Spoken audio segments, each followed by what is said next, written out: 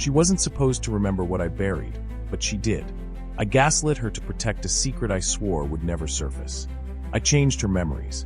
I shifted her reality. But now the journal's back. The reflection in the mirror doesn't match my face. And the woman I thought I broke? She's smiling now, because she's been rewriting me all along. Welcome to the story where gaslighting never ends. Because the moment I stopped manipulating her, she started manipulating me. Welcome to the Skillful Art of Manipulation audiobook. If you haven't already, we invite you to follow us on your favorite podcast platform so you never miss a story. Today, we're honored to bring you Stay Gaslighting Me. Get ready to immerse yourself in a powerful, mind-blowing manipulation thriller that will leave you on the edge of your seat. Because here, our mission is to keep you coming back for more. So without further ado, let's dive into this thrilling narrative together. Chapter 1.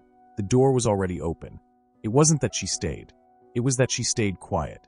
There was a moment, just a sliver of silence between the sound of her keys hitting the table and her breath catching in her throat, when I knew I hadn't gotten away with it. I was standing in the hallway, pretending to look for my headphones, heart punching against my ribs like it wanted out. She came in from work with the same tired grace as always. Hair pulled up, lips pursed, bag slipping off her shoulder like gravity worked harder on her than on anyone else. She didn't look at me right away, but I could feel it. That pause, that subtle tightening in her posture, the shift in her breathing, the fact that she didn't sigh the way she usually did when she walked through the door, like the weight of the world finally got to rest for a minute. No, this time, the weight stayed on. "I saw your phone," she said eventually. Her voice wasn't angry, not even sharp. It was worse than that. It was flat. I turned around slowly, trying to conjure up a smile that didn't feel like a mask, but already knew I was too late. "My phone. You left it unlocked." Pause. I didn't look. I wasn't trying to. It just lit up, and I couldn't not see it. She looked at me now. Not through me, at me. Like I was something she'd picked up at a thrift store and suddenly realized was more dangerous than valuable. I walked closer. Too close. Put my hand on her arm, gently, like I was some kind of victim of misunderstanding. "What did you see?" She didn't answer, which meant she saw everything. I hadn't cheated. Not technically. But there were texts. Messages from someone I used to know. A woman who had a voice like sugar and eyes like smoke. Nothing recent. Nothing real. Just digital ghosts from months ago. Things I thought I'd deleted. Things I thought didn't count because they weren't physical. But to her, betrayal doesn't come with fingerprints. It comes with patterns. With silence. With stories that don't line up.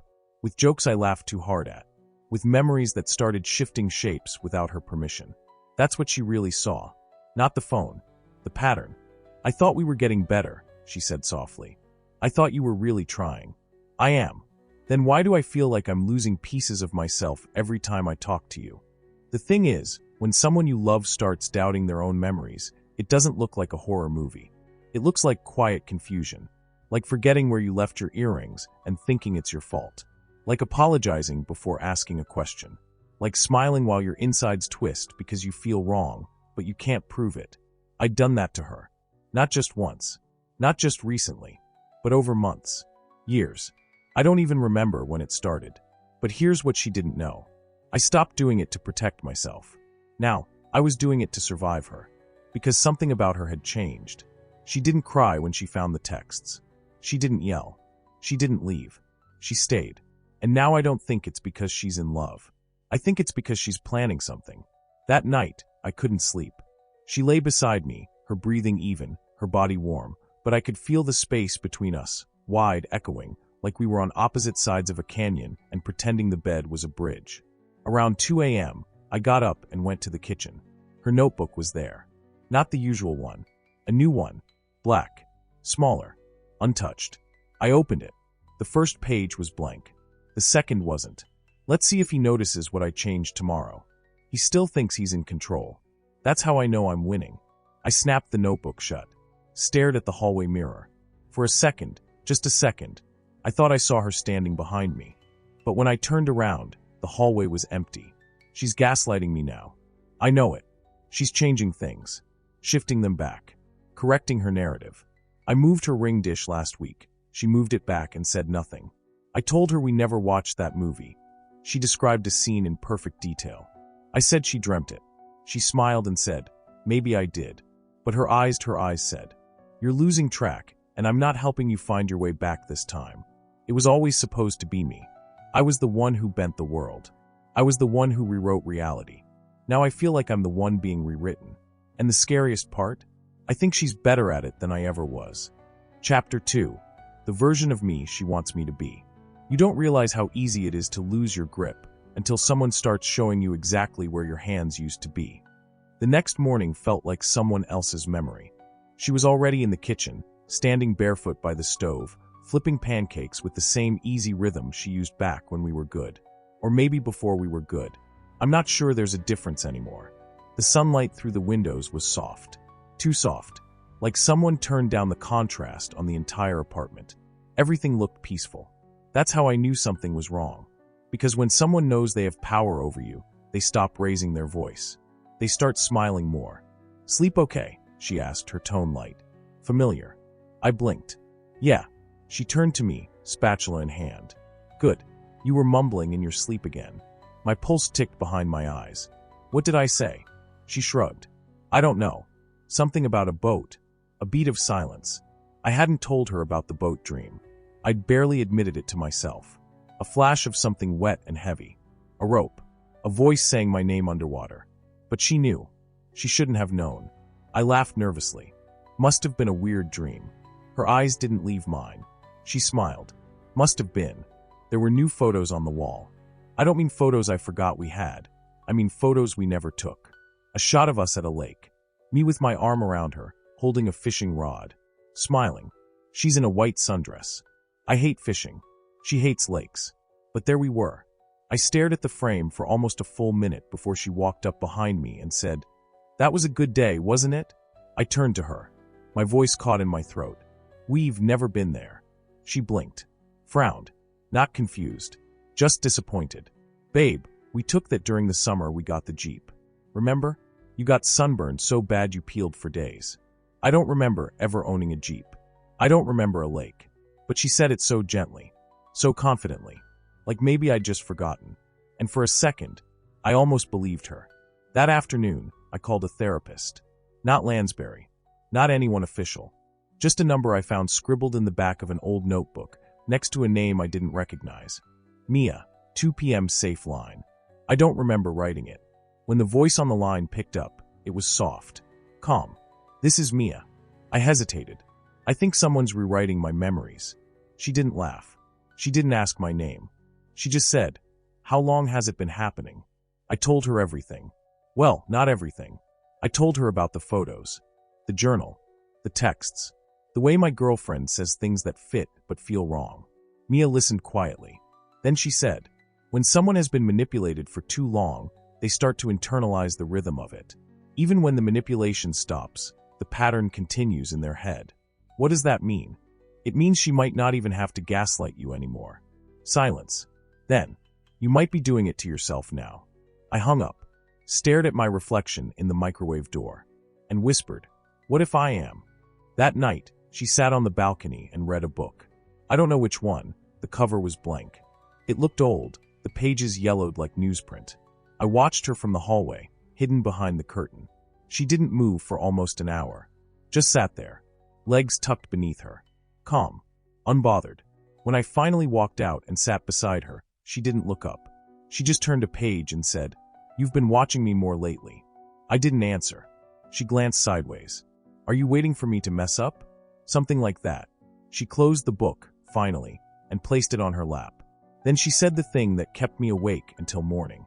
"You keep looking for signs that I'm lying, because you're scared I'm telling the truth." The next day, I found my own handwriting on a sticky note I never wrote, stuck to the inside of the bathroom mirror.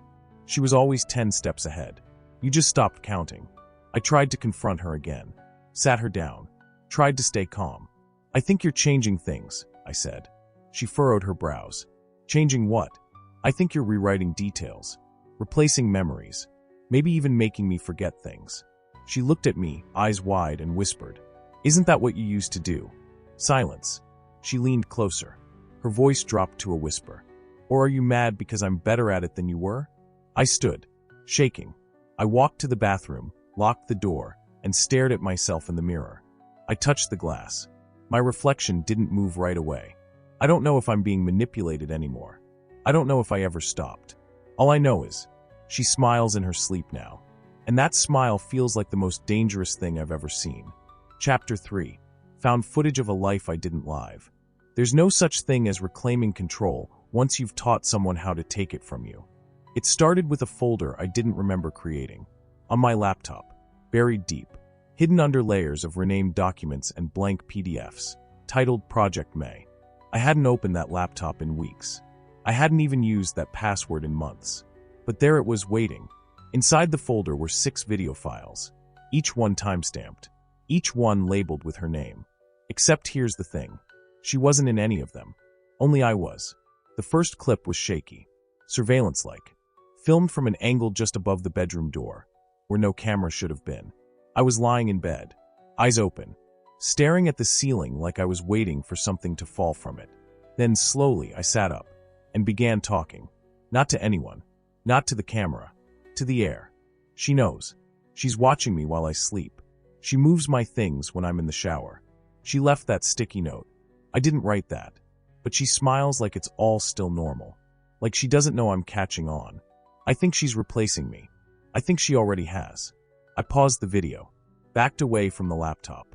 My stomach turned in on itself. Because I didn't remember ever saying those words. I didn't remember the night, the conversation, the feeling. But it was my voice, my face, my body, just not my memory. The second video was worse. I was in the living room this time. It was daytime, bright, warm. I looked normal, calm, smiling. Except I wasn't alone. A woman sat across from me. Not her. Someone else. Someone with curly brown hair and gold bracelets and a voice like melting ice. She was asking me questions. Do you think she's capable of harming you? Has she ever repeated phrases you know you only said once? Have you considered that she's doing all this to show you who you really are? I laughed in the footage. Said something about paranoia. Joked about being a writer. But my hands, they were trembling. Then I said something I wish I could forget. I think she's not the only one gaslighting me. The screen went black. When I looked up, she was standing in the doorway. My girlfriend. The woman I thought I'd broken years ago. Only she didn't look broken now. She looked curious. What are you watching? She asked softly. I slammed the laptop shut. Nothing. She tilted her head. You've been talking in your sleep again. I didn't answer. She walked slowly toward me. Sat on the couch. Too close. Then whispered. Was I in the dream this time? Or was it the other woman again? My blood froze. I hadn't told her about that. I hadn't told anyone. The woman in the video. I remembered her now. Briefly. Flashes. A therapist? A researcher? Someone I only met once. Her name started with a C. Or an M. Or, I don't know. Maybe she wasn't real. Maybe I made her up. Maybe she put her there. Later that night, I checked my phone for the voice memos app. It was gone. Deleted. When I reinstalled it, one file remained. Untitled. 37 minutes long. I pressed play. My voice. Whispering. Rambling. Circling. Over and over. I didn't mean to. I didn't mean to. I didn't mean to. She's not the same anymore. She's someone else. What if she's doing this because I taught her how? What if I left the door open and she walked through it carrying all of me? Then silence. Then another voice. Not hers. Not mine.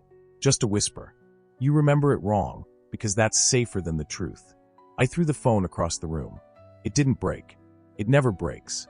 The apartment felt too small that night. Like the walls had moved closer by a few inches. Like the air was heavier. Like the pictures on the wall were tilting just slightly toward me. Like they were listening. She made tea. Chamomile. Her favorite. Except she hates chamomile. Always said it smelled like rot. I asked her about it. She smiled. It's my new thing. I woke up around 3 a.m. She wasn't in bed. I found her standing in the hallway. Barefoot. Wearing one of my shirts. Just staring at the mirror. Her reflection wasn't smiling. But she was. She didn't flinch when I walked up behind her. Didn't speak. I placed a hand on her shoulder. She whispered, "This version of you, it's my favorite." I didn't sleep after that. I laid in bed and wondered, what version is she talking about? The boyfriend? The liar? The one unraveling? Or the one who never really existed? Chapter 4. The Evidence That Proved Nothing. Gaslighting doesn't erase your memories. It replaces them with versions that don't scream when you touch them. I tore the apartment apart. Not like in the movies, no shouting, no glass shattering, no maniacal breakdown. It was quiet, careful, calculated. I needed proof. Something to tether me to the version of reality that hadn't betrayed me yet. An email, a timestamp, a receipt, something with ink, with numbers, something that couldn't lie. But everything I found was off. Not wrong off. A coffee shop receipt dated 6 months ago, signed with my name, except I haven't been to that cafe in over a year. A boarding pass for a trip we never took. A framed photo of us at a restaurant I've never set foot in, smiling, hands entwined, timestamp in the corner like a signature forged in digital ink. And in all of it, every one, she looked at me like she'd already won. I opened an old hard drive I'd backed up before I met her. Or thought I had. Inside were documents I didn't remember writing, journal entries, drafts of emails, strange diagrams. Flowcharts labeled with phrases like Narrative Control Timeline, Version 3 Post-Breakdown, Subject Response, Passive/Reactive, Test Stable, Primary Memory Anchor. You never said that. I blinked, closed the folder, reopened it. The files were gone. I sat in the dark for a long time after that. No TV, no phone, just the slow, electric hum of the fridge behind me and the crackling in my head where thoughts used to be. She came in around 8, fresh-faced, hair braided, eyes soft, wearing that oversized gray sweater I always thought looked too cozy to be threatening. She kissed the top of my head and asked, "Long day?" I didn't answer, didn't move, just stared at the blank television screen, because in the reflection, I looked like someone else. Later, when she was in the shower, I went back to the hallway mirror, the one that had been there since we moved in. Only now, it was framed differently. The trim was thicker, the glass less warped, the angles no longer quite as sharp. I would have brushed it off as paranoia, except for one thing. My initials were etched into the bottom right corner. Etched, like a signature. Only I never carved anything there. I never touched that mirror with anything sharp. And then I remembered something she said months ago, maybe a year. If I ever needed to prove you were slipping, I'd change one small thing at a time until you begged me to lie to you again. At the time, I thought she was joking. Now I wasn't sure. That night, I tried to trap her. Nothing violent, nothing dramatic, just a simple test. I moved the photo of us at the lake from the hallway to the bookshelf. Then I deleted every trace of it from my phone. I cleared the Google Photos cache. I made sure it wasn't backed up anywhere. Then I waited. In the morning, I stood by the hallway, stared at the empty nail where the photo used to hang. She came out in her robe, sipping coffee. Stopped. Frowned. "Did you move the lake photo?" My throat tightened. "What lake photo?" She looked at me. Softly. No judgment. No anger. Just patience. "The one from summer 2 years ago. The day you made us leave early because of the thunderstorm." I paused. "I don't remember that." She nodded slowly. "That's okay. That's why I'm here." Then she walked over to the bookshelf, picked up the frame, and rehung it exactly where it had been. Same angle. Same dust pattern on the wall. Like I'd never moved it at all. I thought I was catching her. Instead, I caught myself. That afternoon, a voicemail appeared on my phone. No missed call. No number. Just the message. "You were warned. You just didn't believe her voice was yours." Then a long silence. Then laughter. Soft. Familiar. Mine. The next day, she gave me a gift. Wrapped in brown paper, tied with string. "I thought this might help," she said. Inside, a small leather-bound journal. Empty pages. Blank. Waiting. She smiled. "Write it all down. That way, when you forget what's real, you can at least remember what you believed." I opened to the first page. Someone had already written there in black ink. "What you remember is just what you've agreed to forget." I threw the book across the room. It landed softly. She didn't even blink. I tried to leave that night. Really leave. I packed a bag, charged my phone, walked down 12 flights of stairs to the street. The night air hit me like a confession. It smelled like rain, like earth, like memory. I made it to the bus stop. Then I checked my wallet. Driver's license, my face, her address. But the name wasn't mine. It was hers. I stumbled back inside before sunrise. She was waiting by the door. No anger. Just a single question. Are you ready to stop fighting it now? I didn't answer. I just collapsed into her arms.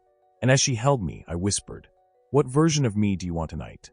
She kissed my forehead and said, "The one who stops asking questions." Chapter 5. The Lie Inside the Language. She never needed to convince me I was crazy. She just needed to wait until I started doing it to myself. Words started slipping first. Small ones, like curtain, or sleeve, or greater. I would reach for them mid-sentence, mid-thought, and they'd vanish, like turning the corner in your own home and forgetting what room you were in. At first, I blamed it on stress, on lack of sleep, on the creeping paranoia that had been crawling up the walls of my skull for weeks. But when I opened my mouth to say microwave, and mirror came out instead, I stopped pretending. I tried writing again. She encouraged it. Left the leather journal in plain sight every morning, a pen nestled in the spine like an invitation. The first few pages made sense. I scribbled observations, questions, time-stamped thoughts. But by the 5th day, my handwriting had changed. It was neater. Not mine. More curved. More feminine. The words weren't mine either. He asked me again if the mirror moved. I told him it never had. But I smiled too soon. I know he noticed. Tonight, I'll move the chair 6 inches. Let's see how long it takes. He's afraid of being rewritten. He doesn't realize I started months ago. I flipped to the final page. A sentence stared back at me. This was never your journal. I closed the book. Burned the book. Watched the flame eat the truth with the hunger of a god. She didn't ask about it. She never mentioned it again. But a new journal appeared on the kitchen table the next day. Same leather. Same pen. Already open to a fresh, blank page. The apartment changed again. I know because I measured it. I taped string to the wall, marked every edge, every corner. Next morning, half an inch shorter in the hallway. 2 inches narrower in the kitchen. Even the mirror shrank. Or maybe the frame grew. Either way, something wasn't the same. I began speaking in half sentences. Not to her. To myself. To the air. To the walls. Sometimes I'd say, "Don't forget the. If she moves the. You're not the same since." But the endings never came. They evaporated. Like the words were being edited in real time, cut out of my mouth before they could land. She noticed. Of course she did. She always does. "I think I'm losing language," I told her one night. We were on the couch, her head in my lap, her fingers tracing circles on my wrist. She didn't look up, didn't blink, just said, "Good. Language lies more than silence ever will." That night, I tried to record myself, just to hear what I sounded like, just to remember how my voice used to work, just to prove something existed beyond her gaze. The recording app glitched. Only one file saved. 6 seconds. I played it. It was her voice. "You should stop trying to remember. You already agreed to forget." I stopped trying after that. Time became a suggestion. Days looped. I would blink and find the sun in the same spot as yesterday, or wake up to the exact same breakfast plate, or hear the same conversation repeat, word for word, as if we were actors in a poorly written script. Didn't we already do this? I asked once. She smiled, kissed my cheek. We're just stuck in a rhythm. Happens to everyone. But her tone didn't match the words. And the reflection in the window behind her wasn't smiling. It was watching. One night, I dreamed of the girl again. The one I never talk about. The one I might have forgotten on purpose. The one who drowned or ran, or maybe never existed at all. She stood at the edge of the dock in the dream, soaking wet, face blurred, and she whispered, "You were the first one she practiced on." I woke up screaming. She was already sitting beside me, calm, holding a glass of water, like she'd been waiting for the scream. "Who am I to you?" I asked her the next morning. I meant it. I wanted an answer. A real one. She looked at me like I was a page she'd read too many times. Like the ending no longer interested her. Then she said, "You're the version of you I decided to keep." That broke something in me. Not like glass. More like fabric. Tearing slowly, stitch by stitch, until all that was left was thread. I don't talk much now. I write less. I think mostly in images. Symbols. Her hand. My eyes. A mirror tilting. A door that shouldn't open. A name that feels like teeth in my mouth. I asked her again one night who I was. She was brushing her hair in the mirror. Didn't even pause. "You're my favorite lie," she said. Then added gently, "And the longer you believe it, the more real you become." I looked in the mirror after she left the room. I saw someone. Not me. Not quite. He looked tired. He looked scared. He looked ready to surrender. So I smiled for him. And this time, he smiled back. Chapter 6. The version that replaced me. The lie wasn't that I was being manipulated. The lie was that I was ever real enough to resist it. The man on the screen wasn't me. At least not anymore. He looked like me. Sounded like me. Moved the way I moved when I used to know where my feet were going. But he smiled differently.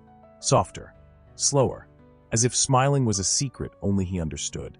She played the footage for me without speaking. Just pressed play, sat back on the couch, and watched me watch myself. "Hey," the man on the screen said, waving lazily.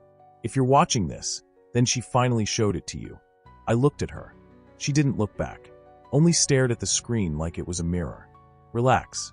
I'm not a warning. I'm not a threat. I'm just the version of you that figured it out. Or maybe the version she let figure it out. Same thing." I shut the laptop. Hard. Stood up. But the ground beneath me still felt like it moved half a second slower than my body. "What the hell is this?" She tilted her head. "A memory. Of what? Of who you were. Who you could have been. Who you might still be." I wanted to yell. Wanted to throw something. But I didn't trust what was mine anymore. Not my voice. Not my hands. Not even my anger. So I sat back down and said, "Tell me the truth." She leaned forward, slow and deliberate, like she was about to tell a child that Santa never existed. "You don't have one truth," she said. "That's the whole problem. Then give me yours. I've already been giving it to you." "Since when?" She smiled. "Since the day you told me I was crazy."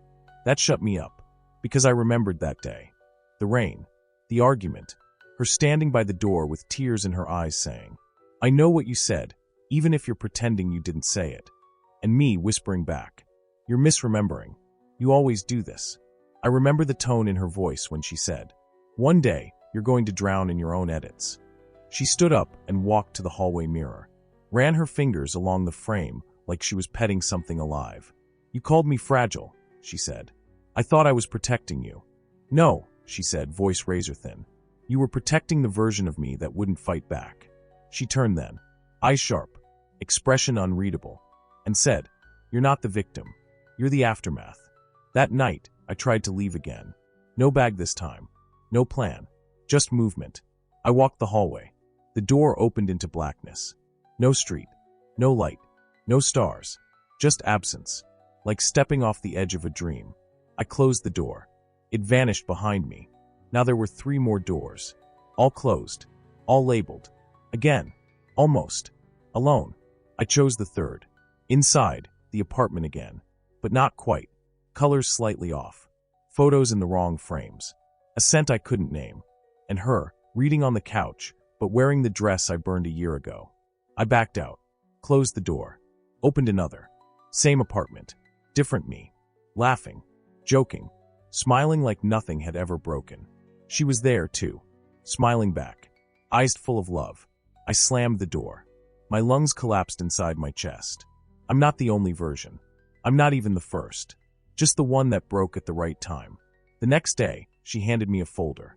Inside, a birth certificate with my name, but a different birthday. An ID, same photo, different address. A journal entry in my handwriting, but written in a language I couldn't read.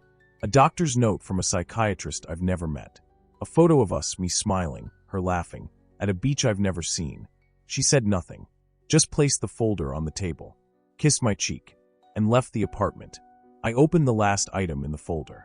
A voice memo on a USB. Plugged it in. My voice. I give her permission to reconstruct me. I no longer trust my own version. Click. Another voice. Hers. Confirmed. Subject now compliant.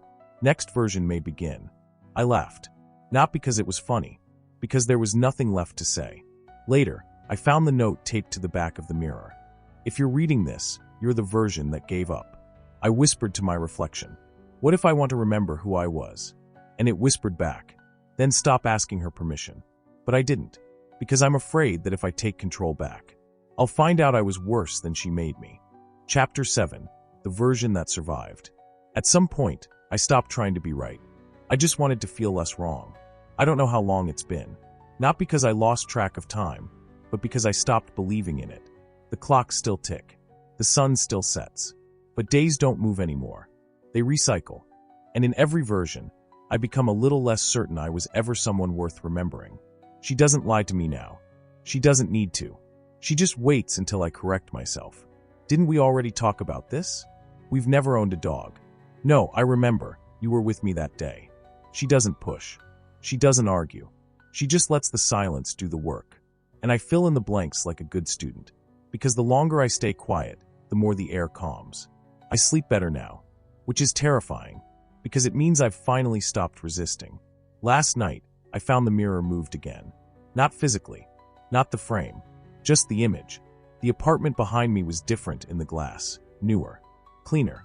A plant that doesn't exist on the counter. A book I never bought on the coffee table. And my face, softer, relaxed, smiling. But I wasn't smiling. Not on the outside. Only the reflection. I confronted her again, for the last time. I want the truth, I said. She didn't look surprised. Just tired. The kind of tired you feel when you've already buried the body and someone keeps asking you where it is. Which truth? She asked. Mine. She walked into the hallway. I followed her. She opened the door I never saw before, the one that used to be a wall. Inside, a single chair, a screen, a file cabinet, a metal table. On the table, 6 folders, each one labeled with my name, each one marked, version 1, version 2, version 3. The final one, version 6, current. I opened the first. Inside, photographs, journal entries, drawings. Version 1 loved her obsessively. He wrote poems, gave gifts, lied gently, but never stopped needing to be right. Version 2 grew paranoid, started changing her memories, gaslit her into doubting her own reality, claimed it was love. Version 3 became violent, controlled everything. She left. Version 4 never existed. A decoy, a test, a placeholder. Version 5 begged her to stay. Version 6, me, was never supposed to last this long. I looked at her. Why am I still here? She stepped close, touched my cheek like she was handling something fragile. Because you finally learned to let go. She pressed play on the screen. A montage began. All of me, in different clothes, different hair, different tones, talking to her. Screaming, laughing, crying, denying, apologizing. One begged on his knees. One tried to leave. One called her a monster. And one said, do whatever you need to do. Just don't leave me alone. She turned to me. That's the version I kept. I sat down in the chair, looked around the room that was never supposed to exist, then asked, so what happens now? She knelt beside me. Soft, kind, infinite. Now you forget again.